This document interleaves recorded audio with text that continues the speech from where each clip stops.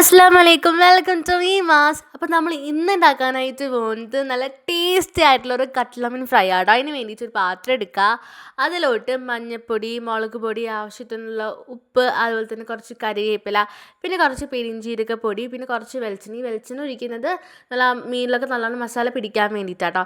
എന്നിട്ട് നമുക്കിത് നല്ലോണം മിക്സാക്കി. ഇത് മിക്സായ ശേഷം നമ്മൾ നേരത്തെ കഴുകി വൃത്തിയാക്കി വെച്ചിരിക്കുന്ന നമ്മുടെ മീനിൻ്റെ പീസ് ഉണ്ടാവില്ലേ, അതൊക്കെ നമുക്ക് ഇതിലോട്ടിട്ട് നല്ലോണം നമ്മുടെ ഓരോ മീൻ പീസിലും നല്ലോണം മസാല പിടിപ്പിക്കാം. എന്നിട്ട് നമ്മളിത് ഒരു മണിക്കൂർ ഇങ്ങനെ റെസ്റ്റ് ചെയ്യാൻ വേണ്ടി വെക്കണം കേട്ടോ. ഒരു മണിക്കൂറിന് ശേഷം നമുക്കൊരു ചട്ടി എടുക്കുക, അതിലോട്ട് എണ്ണ ഒഴിക്കുക. എണ്ണ ചൂടായ ശേഷം നമുക്ക് നമ്മുടെ ഓരോ മീൻ പീസസ് ആയിട്ട് നമുക്ക് അതിലോട്ട് വെച്ച് കൊടുക്കാവുന്നതാണ്. എന്നിട്ട് നമ്മളിത് രണ്ട് സൈഡും നല്ലോണം മുരിയിപ്പിച്ചെടുക്കണം.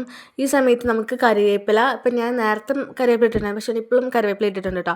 ഇപ്പോൾ നിങ്ങൾക്ക് സ്കിപ്പ് ചെയ്യാം, പക്ഷേ കറിവേപ്പില ഇട്ട് കഴിഞ്ഞാൽ നല്ല മണമൊക്കെ ഉണ്ടാകും. എന്നിട്ട് നമുക്കിത് അടച്ച് വെച്ച് വേണം വേവിക്കാനായിട്ട്, മീഡിയം ഫ്ലെയിമിൽ വേണം വയ്ക്കാനായിട്ട്.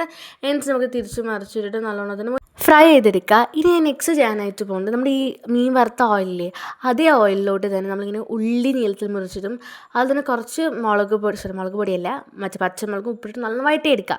ഇത് ആക്ച്വലി വാവ പറഞ്ഞൊരു ടിപ്പാട്ടോ. നമ്മളിങ്ങനെ മീൻ വറുത്ത എണ്ണയിൽ തന്നെ തുള്ളിയൊക്കെ ഇട്ടിട്ട് വഴറ്റി ഈ മീനിൻ്റെ മേലിട്ട് കഴിക്കും, നല്ല ടേസ്റ്റാണ്. അതുകൊണ്ട് തന്നെ ഇതുവരെ ഈ ഒരു സംഭവം ട്രൈ ചെയ്തിട്ടുണ്ടെങ്കിൽ തീർച്ചയായും ട്രൈ ചെയ്ത് നോക്കുക, അത്രയും ടേസ്റ്റാണ്. അപ്പോൾ നെക്സ്റ്റ് വീഡിയോ വരുന്നത് വരയ്ക്കും ടാറ്റാ ബൈ ബൈ.